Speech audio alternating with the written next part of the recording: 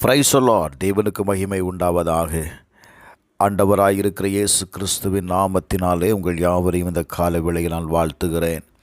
இந்த நாளுக்கான தேவனுடைய வார்த்தை யோவான் எழுதின சுவிசேஷம் 16வது அதிகாரம் 33வது வசனம். என்னிடத்தில் உங்களுக்கு சமாதானம் உண்டாயிருக்கும் பொருட்டு இவைகளை உங்களுக்கு சொன்னேன். உலகத்தில் உங்களுக்கு உபத்திரவம் உண்டு, ஆனாலும் திடன் கொள்ளுங்கள், நான் உலகத்தை ஜெயித்தேன் என்றார். எனக்கு அன்பானவர்களே, இயேசு சொல்லும் வார்த்தையை கவனியுங்கள். இந்த உலகத்தில் உங்களுக்கு உபத்திரவம் உண்டு. அந்த உபத்திரவத்திலிருந்து நீங்கள் உங்களை விடுவித்து கொள்வதற்கு ஆண்டவர் ஒரு வழியை சொல்லுகிறதை பார்க்க முடியும். அவர் சொல்லுகிறார், என் வழியாய் நீங்கள் அமைதி காணும் பொருட்டு நான் இவற்றை உங்களுக்கு சொன்னேன். உலகில் உங்களுக்கு துன்பம் உண்டு, எனினும் துணிவுடன் இருங்கள், நான் உலகத்தின் மீது வெற்றி கொண்டு விட்டேன் என்றார். உங்களுடைய உபத்திரவத்தில், உங்களுடைய துன்பத்தில் ஆண்டவர் சொல்லும் வார்த்தையை கவனிங்க. தைரியமாயிரு.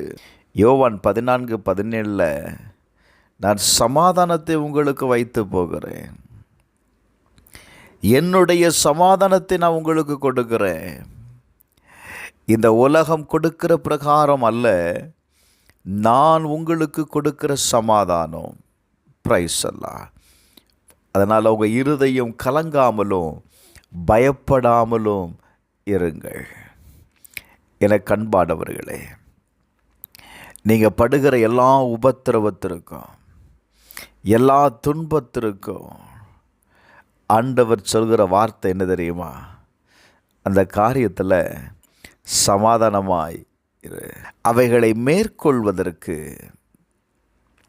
என்னையை சார்ந்து கொள் அப்படிங்கிறாரு. 1 யோவான் 4:4 வாசிக்கும்போது, பிள்ளைகளே, நீங்கள் தேவனால் உண்டாயிருந்து அவர்களை ஜெயித்தீர்கள், ஏனெனில் உலகத்தில் இருக்கிறவனிலும் உங்களில் இருக்கிறவர் பெரியவர். உங்களால் இந்த உபத்திரவத்தை ஜெயிக்க முடியாது, இந்த துன்பத்தை மேற்கொள்ள முடியாது.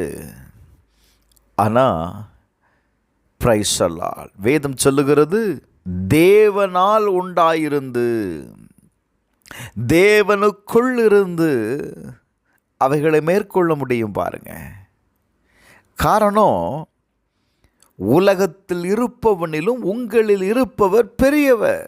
நான் இப்படி சொல்லுகிறேன், உங்கள் உபத்திரவத்தை காட்டிலும், நீங்கள் படுகிற துன்பத்தை காட்டிலும் தேவன் பெரியவருங்க. 1 யோவான் 5:4 வாசித்து பாருங்க. தேவனால் பிறப்பதெல்லாம் உலகத்தை ஜெயிக்கும். நம்முடைய விசுவாசமே உலகத்தை ஜெயிக்கிற ஜெயம். தேவனுக்குள் இருந்து ஒரு காரியம் வெளிப்படும் பொழுது அது தோல்வியை கொடுக்காது, உங்களுக்கு ஜெயத்தை தாங்க கொடுக்கும். அந்த ஜெயத்தை பெற்றுக்கொள்வதற்கு வேதம் சொல்லுது, கூட தான் இருக்கிறேன், உனக்குள்ளே தான் இருக்கிறேன். பிரைஸ் அல்லாஹ்.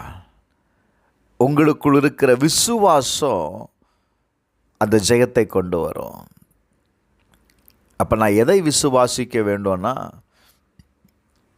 இந்த உபத்திரவத்தில் கர்த்தர் எனக்கு ஜெயத்தை வைத்திருக்கிறார். நான் படுகிற இந்த துன்பத்தில் கர்த்தர் எனக்கு ஜெயத்தை வைத்திருக்கிறார்.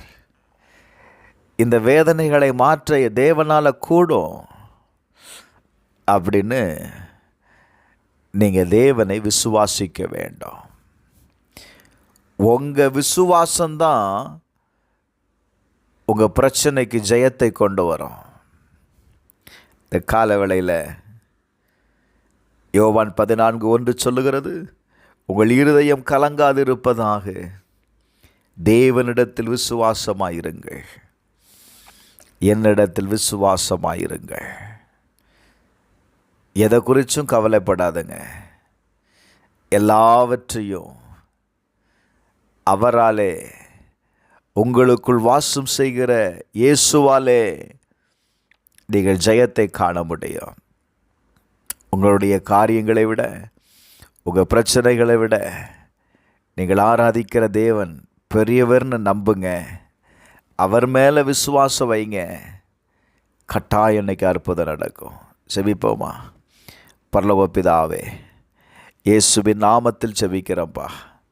இந்த கால வேளையில் தன்னுடைய வாழ்க்கையில் எப்படிப்பட்ட சூழ்நிலை இருந்தாலும் அவங்களுடைய எல்லா உபத்திரவத்தையும் ஜெயிக்கக்கூடிய பலனை கர்த்தர் கொடுங்க. விடுதலையை செய்யுங்கப்பா.